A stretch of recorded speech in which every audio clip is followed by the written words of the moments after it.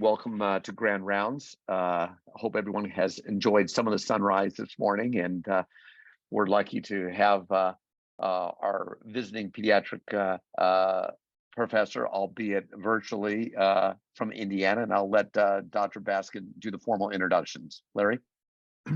Thanks, Marshall. It's certainly an incredible honor to have Rosalie with us all the way from Indiana.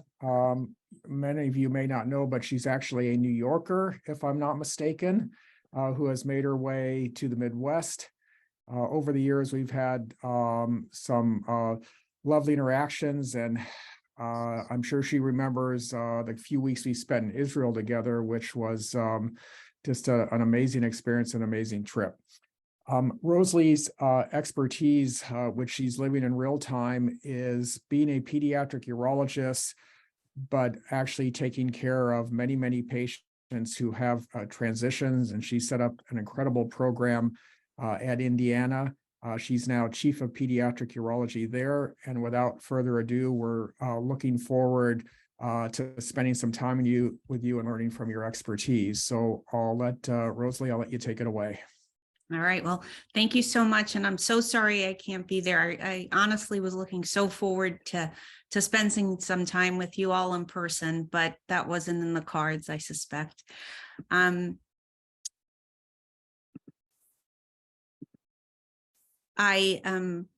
embarked on this journey pretty much as soon as I finished my fellowship because I was quite curious about what happened to kids as they got older. And over time, fortunately, I have become a little wiser. Perhaps I'm not as optimistic sometimes. Sometimes I'm even more optimistic than I had been initially. So why?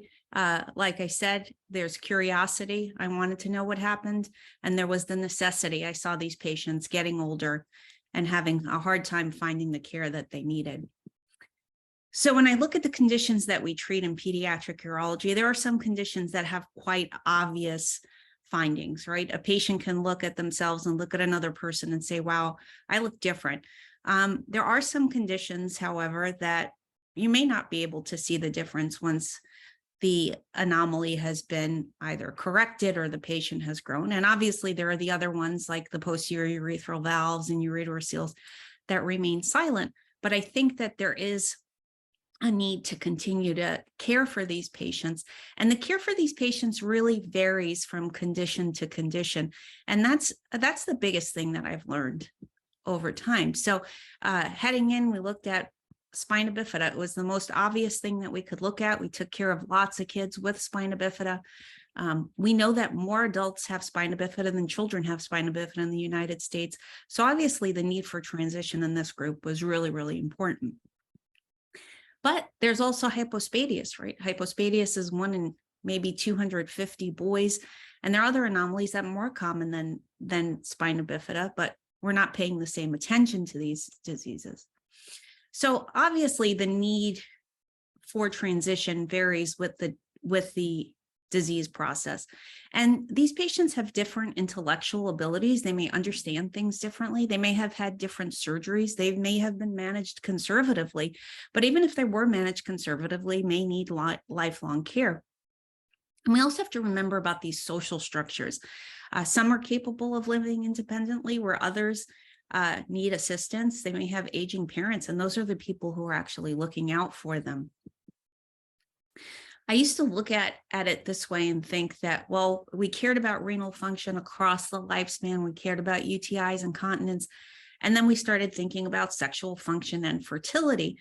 But over time, I feel like this has actually been turned upside down for me. And I think that we have to start thinking about all of these things and at the beginning and think about them across the entire lifespan. So there's still discussion about what this should be called. I'm going to call it transitional care. You can call it lifelong care. You can call it whatever you want, as long as these patients are being taken care of.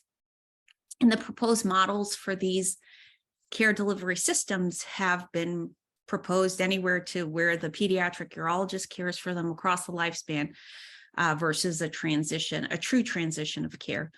But I want to talk a little bit today, and as we go on, about PRN care after disclosure. And I think this is important. And I think this is the next thing that we need to face in pediatric urology. So if we look at the dilemmas that we have, initially, parents are making decisions for their child. These are not based on the expressed values of the child. And as time goes on, we hope that a patient can assent to care when it's appropriate. But we also have to remember about their autonomy. Are they emotionally mature and cognitively capable of making decisions for themselves? And we have to think about who's going to care about these patients as they get older. We as the urologists get older, the patients get older, the parents get older, the patients move. So important stuff. And who needs scheduled follow-up? I think that the conditions on this list are deserving of continued lifelong care. These patients are high risk for renal injury. And I think we have to keep a close eye on these patients. And so I advocate that patients with these conditions are followed lifelong. And we focus most of our attention on the neurogenic bladder. Again, the biggest group of patients that we deal with in pediatrics. So unlike all the other conditions that I spoke of, spina bifida is really the one where we have the best practices long-term. And David Joseph got a group together and we came up with these recommendations for long-term care. And many of them are based around maintenance of renal function. I looked at our data when I first set up this multidisciplinary adult spina bifida clinic. And I found that even though the patients just had to go across the hall to see us, they weren't showing up. So we took a deeper dive and tried to figure out why was it that they didn't come. And we found that they were poorly prepared. They had new independence.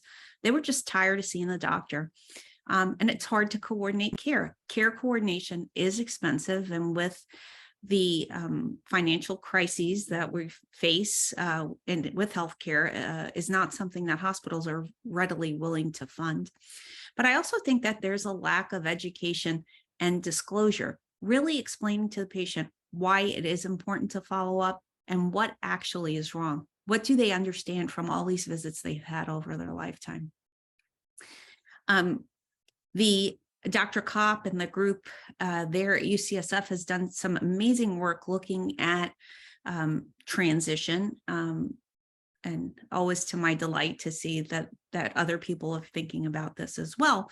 And interestingly, I found that if you had public insurance, lived far from clinic, had low socioeconomic status, that you were more likely to show up at these transition clinics. And this raises a few kind of scary questions, but it's also interesting. One is, do they have such a hard time finding someone who'll care for them in their community? And the second is, at least if they have all these factors that are going against their ability to get care, they finally find their way. So that at least is pleasing to me. When we built this multidisciplinary clinic, we had all these goals, focusing on things like quality of life as well, but we always kept the goals of protecting the kidneys and achieving desired continence and maintaining bladder function at the forefront. And we certainly have faced tremendous obstacles with space, staff.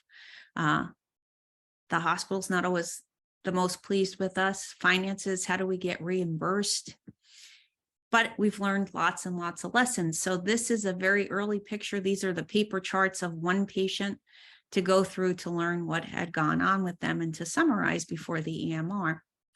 And when we looked further and we tried to see what was factoring the patients into the patients showing up or not. And what we did was we matched patients from our adult clinic to college students. And we found that they weren't really that far behind college students at being ready for transitioning. So maybe we're just asking too much of these young people, since their answers were very similar to those of the general population. We know that the independence varies, and that obviously affects things. We know that their interests change. So patients with neurogenic bladder, with spina bifida, they want to be involved in the same risky activities that any young adult does. So they drink and they have sex and they smoke, but they also want a lot of the things that young people want, like jobs and relationship and acceptance. Their social structures change. So going to school provides enormous social structure for many of these patients. They have few friends outside of school, and once they graduate, things seem to fall apart a little bit for them. And again, some of the great work that Dr. Kopp and colleagues there have done is actually to look at resilience and depression in these patients, and their resilience is not the same as the general population, and their rates of depression are much higher. So these all factor into the successful transition of these patients as well. We have caretakers who become very, very burdened by the care of these patients. And a lot of times these patients will transition to group homes or nursing facilities. There are enormous demands. They're not only emotional demands and technical demands, but they're physical demands. How do you transfer a patient from point A to point B? Many of us on this call today are getting older, and we know that getting older is not for the faint of heart.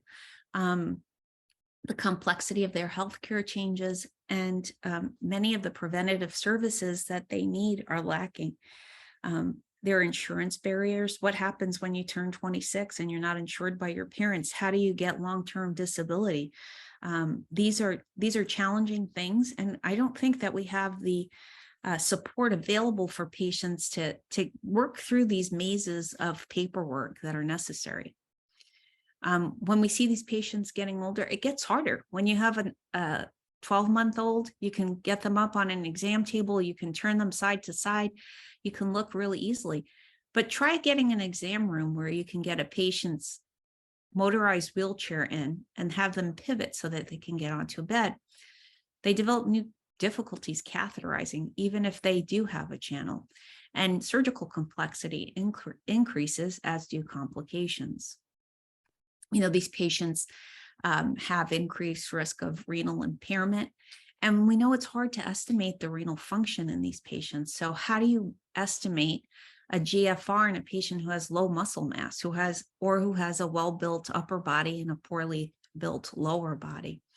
So people keep looking for what is the ideal way to measure the renal function in a patient with spina bifida.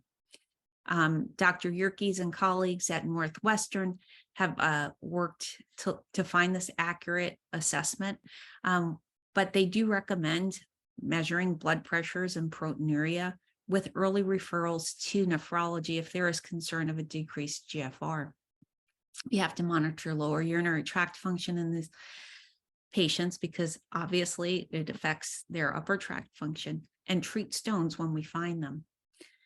Their risks for renal injury increase with poor adherence, with recurrent UTIs, with abnormal bladder function, obesity, and hypertension. So as urologists, we don't spend that much time thinking about obesity or hypertension, but these are our enemies. And for this reason, they need primary care follow-up, which again is very difficult to find for many of them. The group at Michigan looked at trends in renal replacement therapy, and it seems that there has been a leveling off in the need for renal replacement therapy in these patients. We looked at patients and looked at the age-based risk of end-stage kidney disease in our patient group, and we found that 2.1% had end-stage kidney disease in the first 3 decades of life. And this is markedly higher than the general population. The only factor we could see that contributed to this was that the patients with end-stage kidney disease were more likely to have some intervention in the first 5 years of life for a hostile bladder. So, for example, a vesicostomy.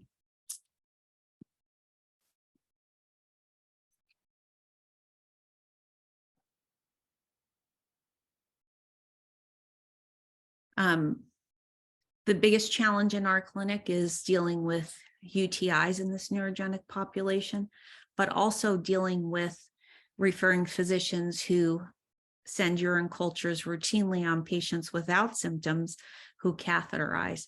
We know that up to 85% will have chronic bacteriuria, but 34% will have symptomatic recurrent UTIs. And interestingly, the symptoms of UTI in these patients is different than that in the general population.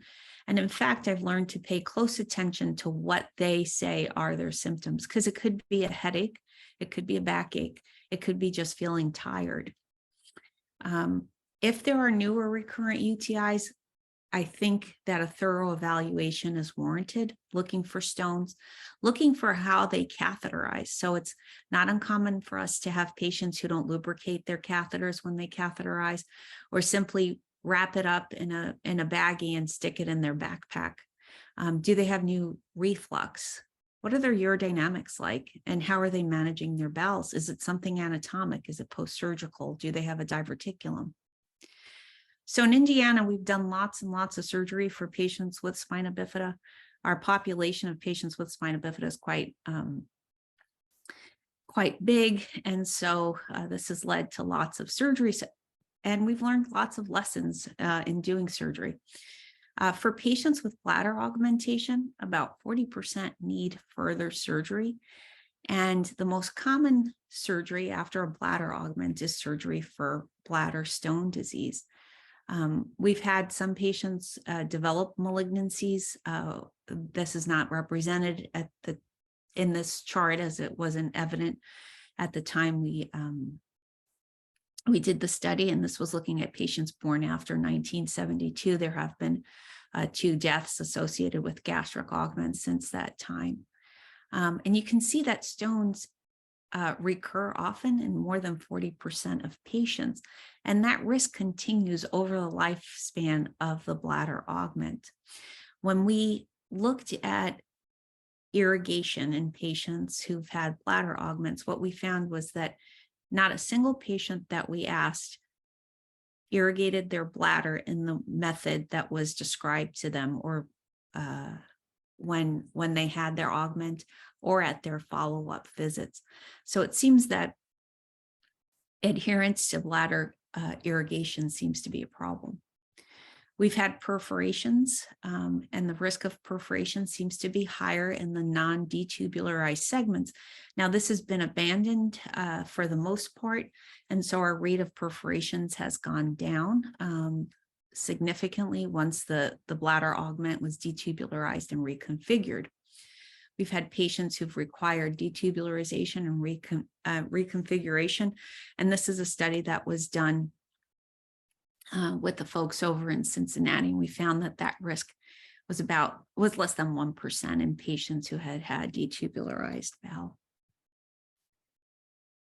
Obviously, surgery has complications, and initially I was taught that a diversion with an ileal conduit was not a good diversion for patients with bladder augments, and this is based on data that's historic. We had the big picture of the patient with the ostomy bag with the big X across it. But what I've learned is that sometimes it is the best choice for these patients. And in our series, about 23 patients have undergone diversion at about 10 years. And the most common cause for it is actually perforation. There have been some with intractable incontinence who've gone on to that, but the recurrent bladder perforation has been problematic.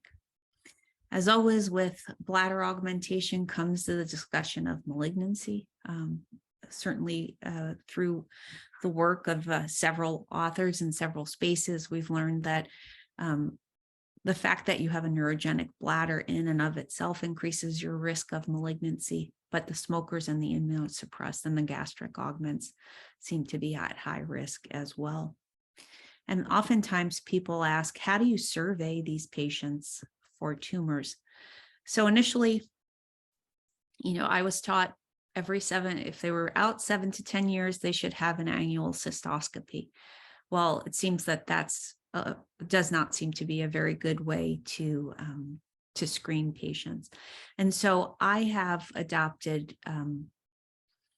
Tai Higuchi and Doug Hoosman's plan for endoscopy. So if they've had more than 4 UTIs in a year, if they have gross hematuria, chronic pain, if there are any abnormalities, they have colonic augments, or they're immunocompromised, I will do an annual endoscopy.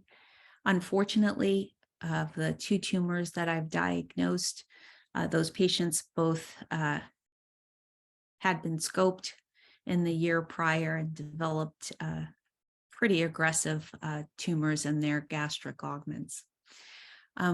We know that there is concern for bladder neck procedures and their effect on bladder dynamics and the fate of the kidneys. Again, Doug Hoosman always startles us by telling us things that are quite scary, like 70% are non-compliant with catheterizations. And so does this put their kidneys at increased risk? So while the bladder neck procedure is useful for some patients with seemingly normal appearing bladders with low detrusor leak point pressures, perhaps we need to be super duper careful about our selection criteria there. Perhaps the most satisfying procedure is performing a catheterizable channel for these patients. Fortunately, with the widespread use of Botox and its approval for use in children, we've done less bladder augmentations, but we can continue to do a fair number of catheterizable channels. I think the thing that has moved me the most to do them is when a mom comes in and says, if I take my child to the supermarket and I need to cath her, there's not a table that's big enough for me to lay her on to catheterize. And what if the other people see her in the bathroom? So I think it has some benefits that are primarily related to a patient's ability to be comfortable in their environment. These catheterizable channels are not without their troubles, the most common complication being stomal stenosis. I never rush to go to the OR. I always try to dilate, place a catheter, place some steroids there. But these channels can also have strictures and false passages. They can angulate and they can develop polyps, and those polyps are probably related to wear and tear.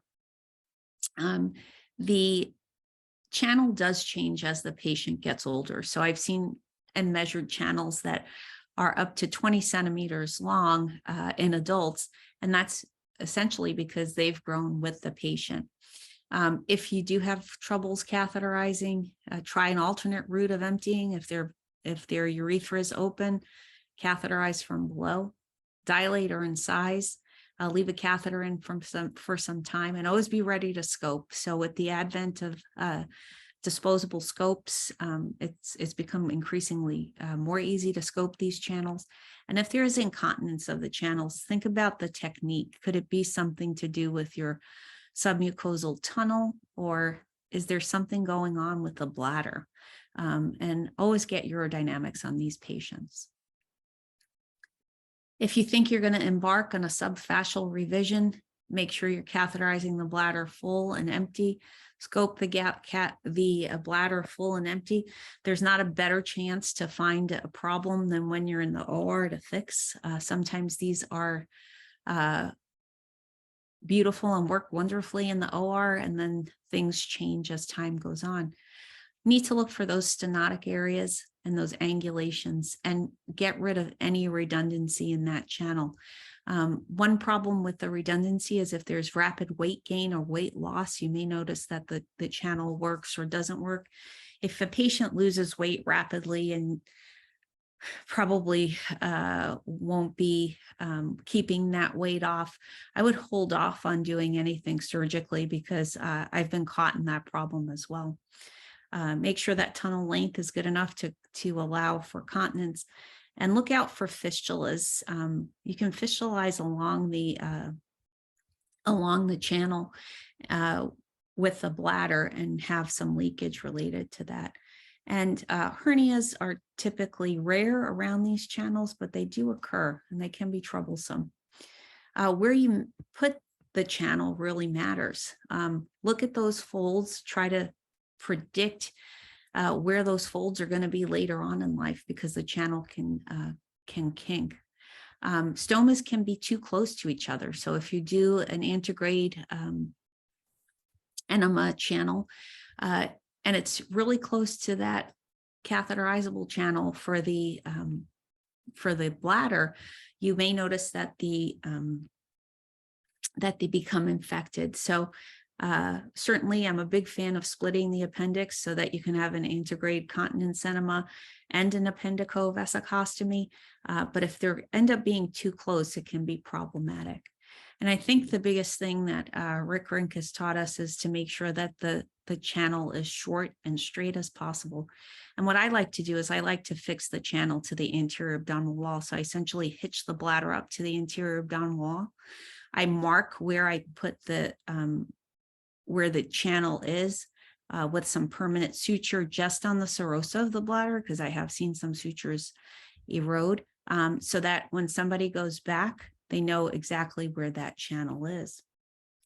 When we looked at channel placement, what we found was that appendicovesicostomies in the right lower quadrant were the least likely to require revision, and that spiral montes, or the Cassell monte at the umbilicus, had the highest chance of requiring revisionary surgery.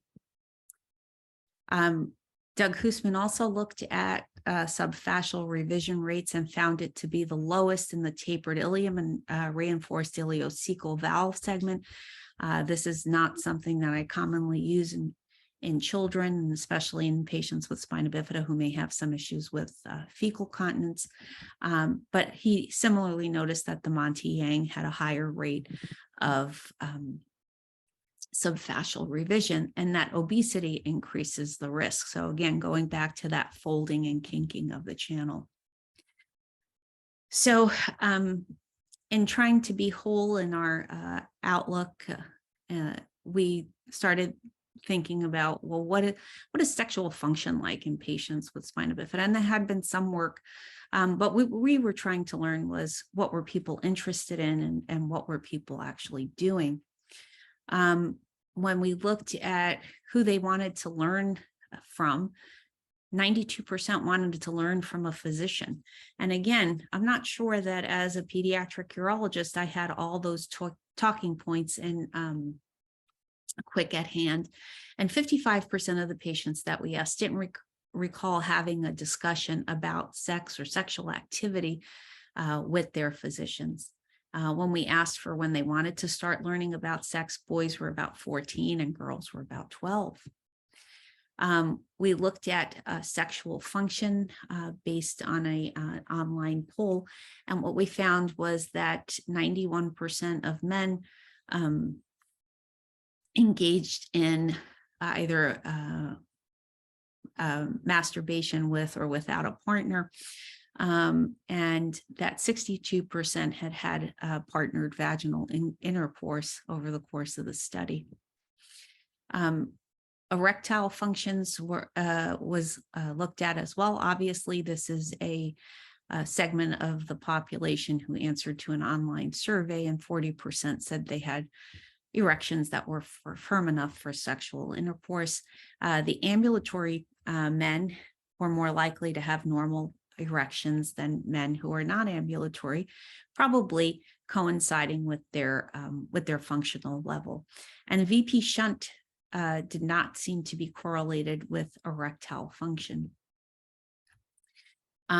We haven't done any work in women at our center, but we know that from the work of Sawyer and Roberts and DeValder that patients do have genital sensation and some experience orgasm, again, related to their level of function.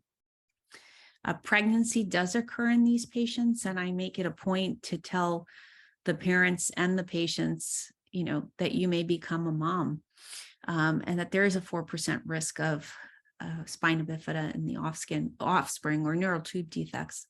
Again, pushing for that high folic acid intake, and also talking to them about planned versus unplanned pregnancies.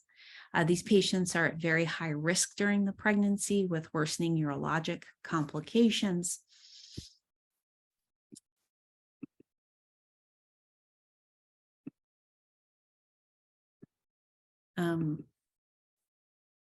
If we look at pregnancy among mothers with spina bifida, again, some work done by Courtney Sturer at Michigan,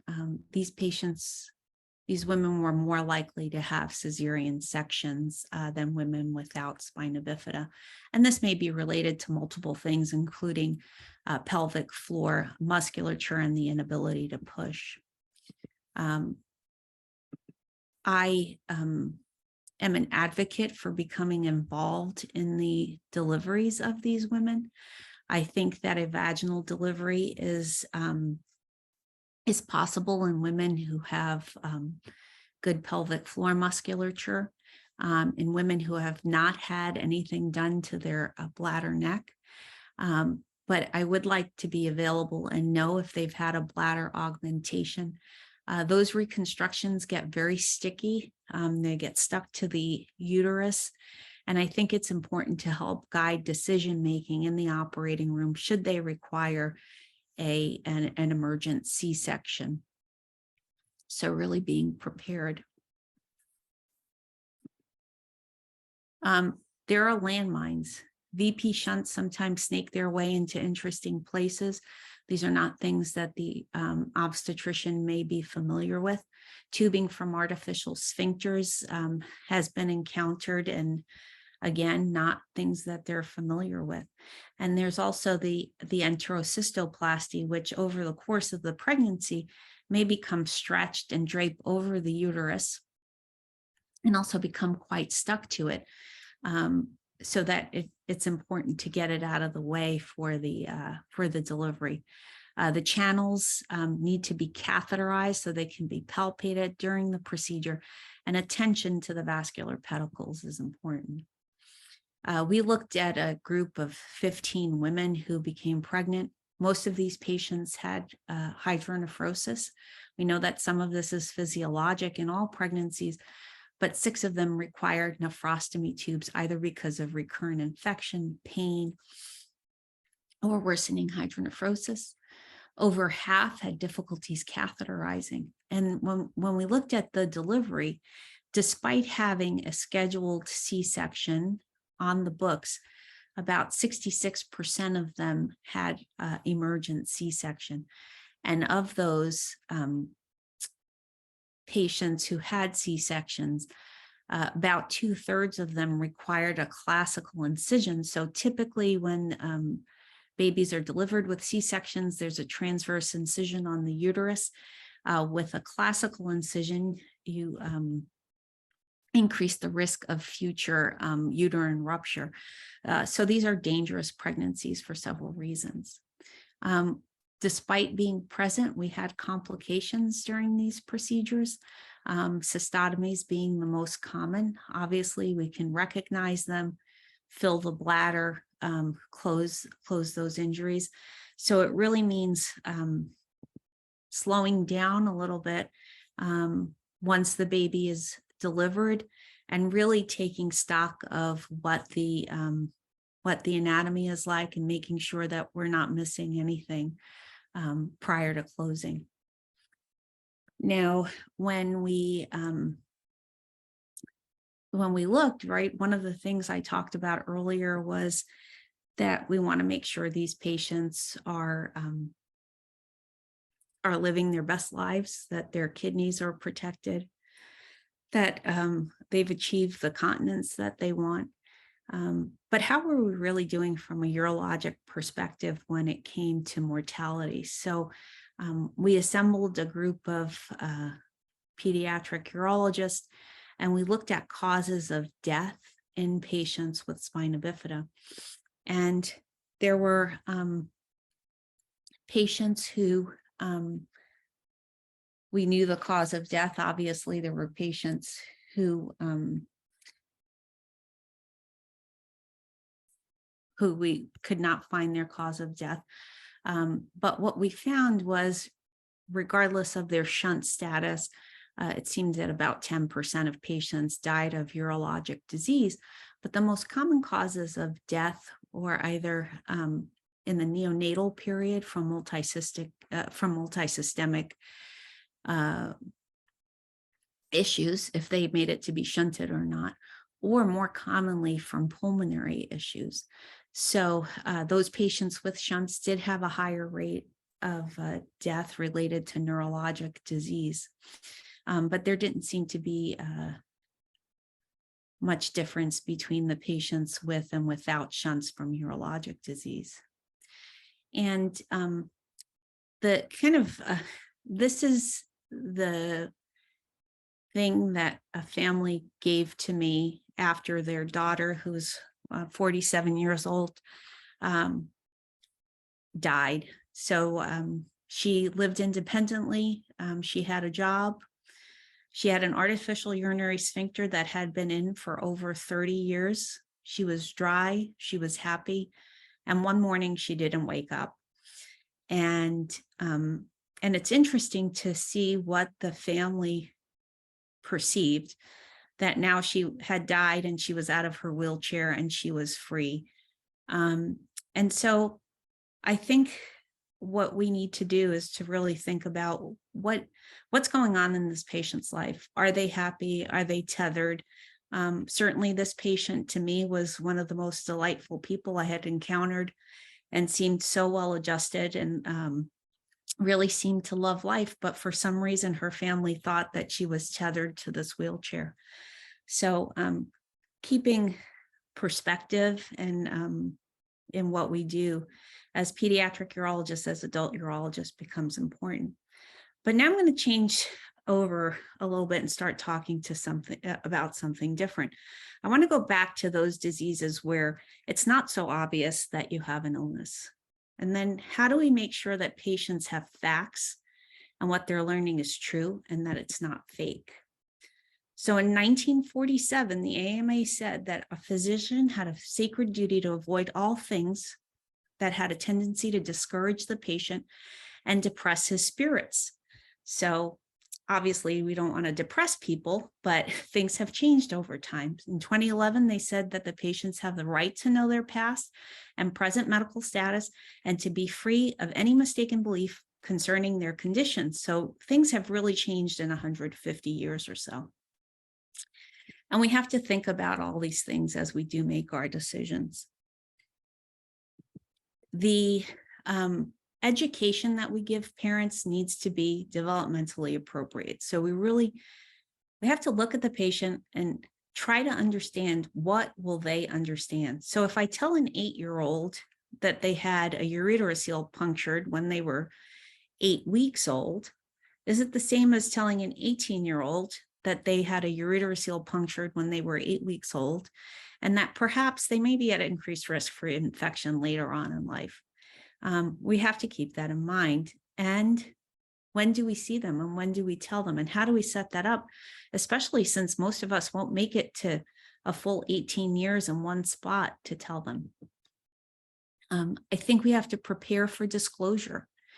We have to give parents guidance on how do we disclose a specific thing to a patient. And we have to acknowledge the need for future disclosure. So what I've started doing is telling patients that when they're 14 or 16, I want to see them back so that I can draw them pictures so that I can explain to them what's gone on, even if there's no need for me to see them at all, because they're doing well and they can read about their disease online. People have looked at this and talked about unnecessary attention. These are sensitive topics that we're dealing with. And what Dr. Ching found was that there was no difference between genital and non-genital surgery for this unnecessary attention, that sometimes parents may only want to discuss an issue if the child raises concerns and they don't want their kids to feel different. So is it best for a surgeon to do this? And if so, how do we do it? When we do surgical disclosure, we want to share the disease details and the importance for compliance and follow-up. I think we need to define what is it that we're really worried about, and what could the complications and implications of their disease actually be. When should we do it? Should it be based on age? Should it be based on intellectual ability? Is it based on the timing of potential complications, right?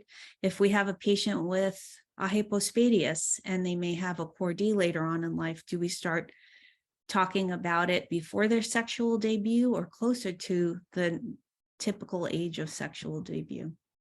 And who discloses this? Is it our job? Is it the parent's job? I certainly hope that it's never a stranger that says to a patient or to a person, hey, that's different. What we did, what my colleagues in my group did was they looked at patients with congenital adrenal hyperplasia who had had surgery. And what they found that the patients who had surgery younger and had surgery more recently were more likely to have complete disclosure. Now, complete disclosure means they were told about their surgery and how their surgery was done. And interestingly, when we looked at the patients who had disclosure over time, depending upon the age they got disclosure, they felt that that initial disclosure was appropriate. When we looked at complete disclosure, it seemed that most patients wanted to know earlier than we thought, but the median age was 11 to 13. And 98% of these females with CAH preferred disclosure that was complete, meaning they knew all the details and their questions were answered by age 18. So do we need to ask patients, when do you think it's right to learn about these things? And who would provide this disclosure? So in this group of patients, most patients wanted to hear it from their moms. These were women and they wanted to hear from their moms. The fewest wanted to hear from their doctors, but they wanted the complete disclosure to be from their doctor. So they wanted the nitty-gritty details to come from the doctor. And when we looked at preference, again, it seemed that women wanted to learn about their condition from their mom primarily. We also looked at how this affected the relationship with their parents. Most patients were neutral on the topic. And I think this brings up a very important thing. So as I try to change focus a little bit to things that are more common, I've thought about hypospadias, and I'm very fortunate in that I have partners who have been at the same institution for many years. So we have a large number of patients who we can contact about their hypospadias to really see what happened.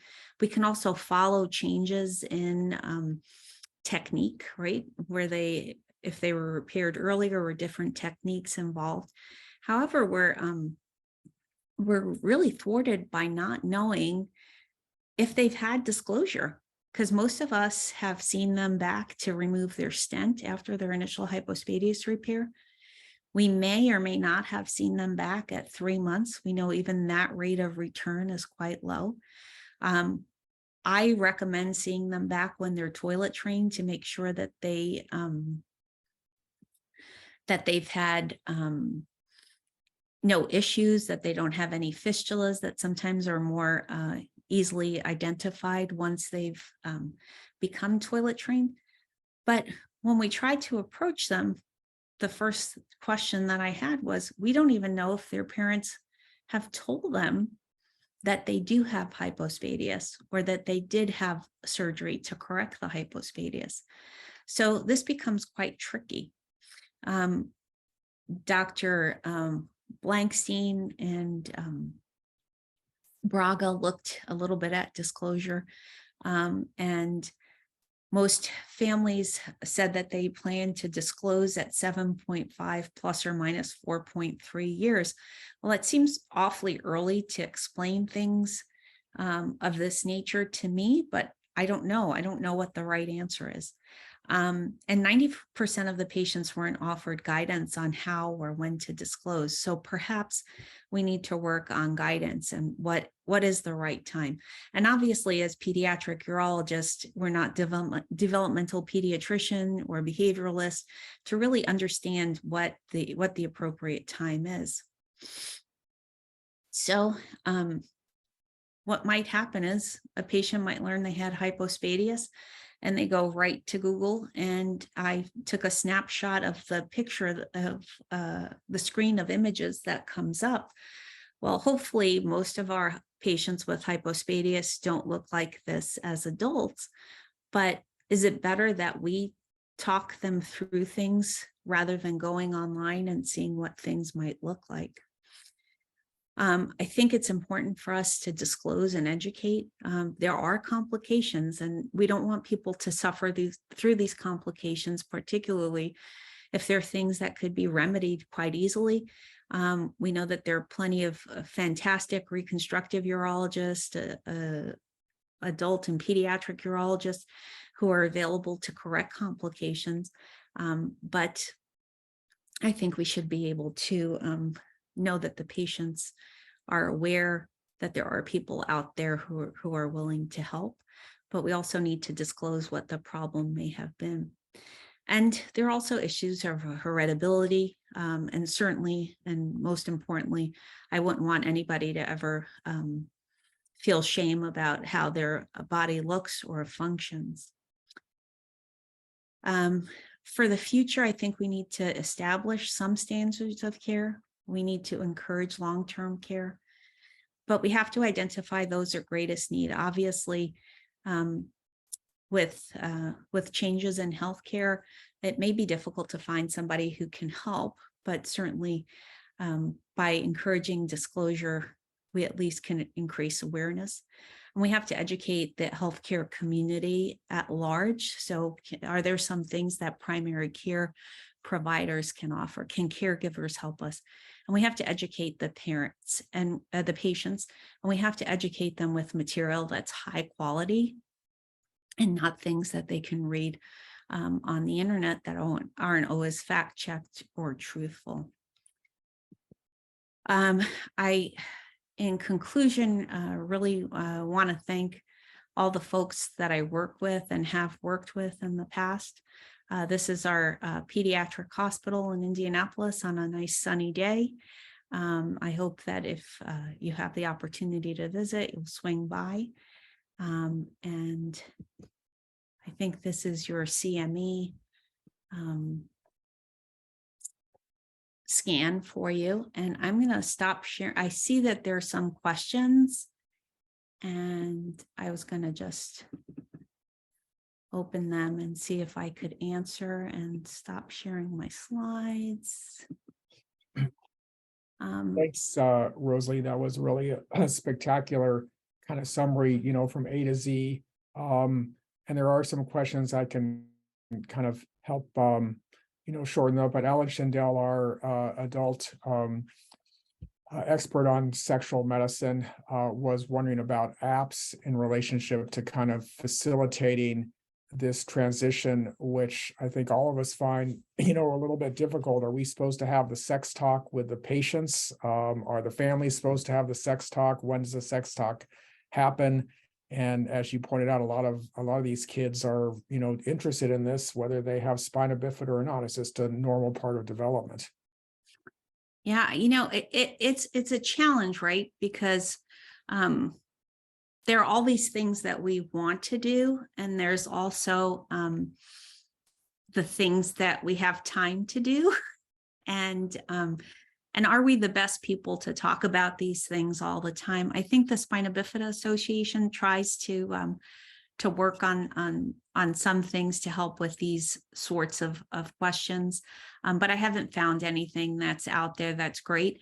I do know the group at Northwestern has worked on some kind of talking points for patients with spina bifida, so that might be a useful place to look. I know when I was more involved, our nurse practitioners, whether this is sexist or not, but who are women would really talk with the girls and I would talk with the boys. I think obviously we're professionals, so we have to be comfortable, speaking with both sexes, but that seemed to work, reasonably well. And yeah, Alan brings up a really good point. It's clearly something that should be, out there as opposed to just ignored. Mhm.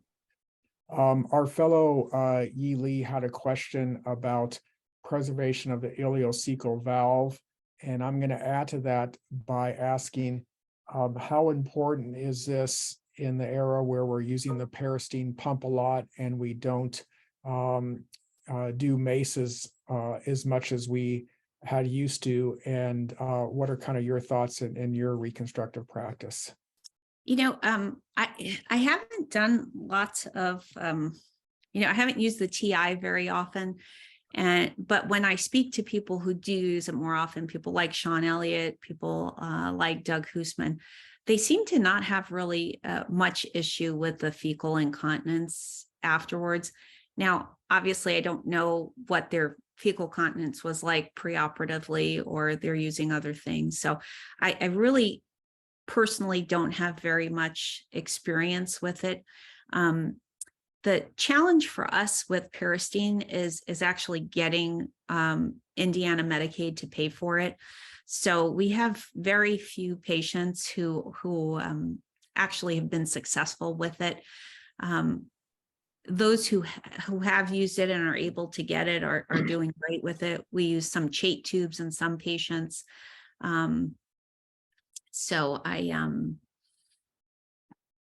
So it'd be nice if we could get more people to get the Peristeen, but it too becomes a little bit cumbersome, I think, for the families to use as well over time. Got it. And then I had a question a little bit related to that. Do you think there's a half-life to these continent catheterizable stomas? In other words, my experience really learning from your group and Rick, short and sweet is kind of key here. No redundancy. The double Monty and all the ones that were quite long tended to have, some issues. In the kiddos who had an increased BMI, there was always a challenge. But my experience is that on occasion, it could be many, many years later for reasons that I don't really understand. They'll just stop working. Either they'll stricture off or, it's obviously rare, but like an artificial sphincter, I think has a half-life of 8 years, if I'm not mistaken. It may be less. I'm not up on the literature, but I think these stomas we create also are not going to last 80 years. And so you have to think very carefully, what your backup plan is, because you may need one. Yeah, and I agree. And we've had patients who have had bladder neck reconstructions. I have one coming up next week. He bladder neck AUS failed, bladder neck closure failed, channel failed, redone channel failed. And, part of it is his body habitus, but, he's headed for a cystectomy and a loop, which, if you asked me 10 years ago, I would have just beaten myself up because I made the wrong decisions every time. Fortunately, I have some experience now to know that I don't always make the wrong decision. But you'll see later in one of the great cases about these channels that do great, and then they just poop out and don't work anymore. But I think part of it, though, may have to do with the mesentery to these channels, to be honest. I think there's some sort of stretch that happens to them over time as they grow and their vascular supply becomes compromised, and then they stenose. I think that's probably the demise of most of these channels. Got it. From a non-pediatric urologist perspective, I'm trying to figure out at what point does the pediatric urologist refer them to a quote transitional urologist or to an adult urologist? Because I know historically Larry and Barry Cogan and everybody, they would follow the ones that they enjoyed, and then sometimes they handed them off to me when they didn't enjoy them as much. And now we have Lindsay. So what's your idea about when you hand the patient off to the adult urologist? So, I think it's a local sport, right? So it depends on who you have around you. I was very fortunate to have a resident who enjoyed pediatric urology, but really loved transitional urology. So what I encouraged him to do was to do a recon fellowship and do a pediatric urology fellowship. So he's extra trained, and so we work side by side now. And so that transition has become a little bit more organic. I still do the clinic with him because it's an important part of my practice and my interest. So it really depends on what's there locally. I think the time never to transition a patient is when there's a crisis, which is what some people want to do. It's like, everything's going wrong, so I'm going to send you somewhere else. I think we need to stabilize them and then send them away, if that's available in our community. But I think if we've done all this surgery and there's no one out there who's willing to take care of them, I think we've got to sit tight. And and if you had the perfect world where you could have this very formal transition process where the pediatric urologist and the adult urologist see them together, and then for a few times, and then they move on to the next urologist, then 21 should probably be the time that things change. We know our brains aren't really mature until we're about 25. So maybe 21 is the right age. But I don't know that we know the answer to that. And I think it's, we could take the pediatricians thing where they say, well, I'm only credentialed to take care of kids until they're 21. We can't say that if we want to keep our standing with the American Board of Urology. So I think we're kind of stuck with what we have in our own community. Marshall, you bring up an interesting point, because the patients have to transition, but the doctors also have to transition. And I have a tough time, if I closed a bladder exstrophy and the kid's doing great and I'm invested in the family, I want to know how they're doing. And, I have a number of, young women now who've gone on to have cesarean section and have, little babies. And it's kind of hard to let go. On the other hand, if there's a big staghorn calculus, a stay focused transition, to Dr. Stoller and Dr. Chi, because it's not really, in my bailiwick. And, some of these patients need very focused care. And others need, Lindsay and Hillary, which our great team, which makes it, wonderful to have them, take care of them. And hopefully we're not giving them a lot of disasters, but as Rosalie knows, these patients can have, problems forever. I don't know if we can slip in. There was a quick question about how you follow these patients later on in respect to renal failure. I think we'll leave that to the nephrologist with cystatin C and creatinine and GFR. And then Lindsay had a interesting question, who heads our adult aspect of our transitional reconstruction. Let's see. Thanks for your great talk. I see many transitional adults who experience some sort of medical PTSD from their childhood medical and care experiences, the same way that us as physicians experience that as well. Have you experienced this in your population? And how do you prevent against this and help these patients? So I completely see PTSD from some of these patients. And if you talk to the adults there, and you get them started, sometimes they'll tell you very, very specific details about what happened at one point in time. We've started to get Child Life heavily involved in all aspects, including when they come in for their pre-op visit, they get a tour and they get to see all of the things and tubes and pictures and the like that. We do have, ideally, I'd like for them to be able to see a behavioral therapist of some sort.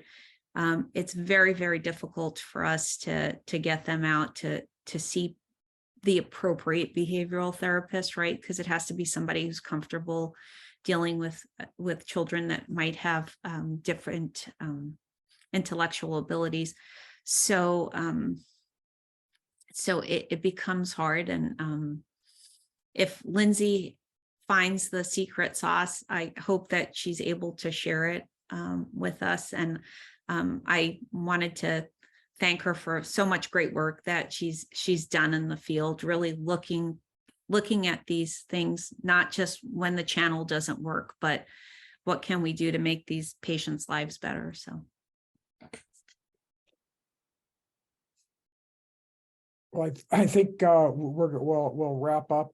Thanks again for an absolutely outstanding presentation covering many aspects of these difficult patients. And we're going to reconvene in a few minutes on Illinois Street for some resident case presentation. So thanks everybody, and thanks Rosalie. Really appreciate it. Can I just wanted to ask, I don't think I have a link to that.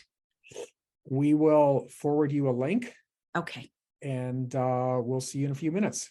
Okay, sounds great. Thank you. Bye-bye. Thank you. Bye. Thank you so much. It was a privilege. Thank you.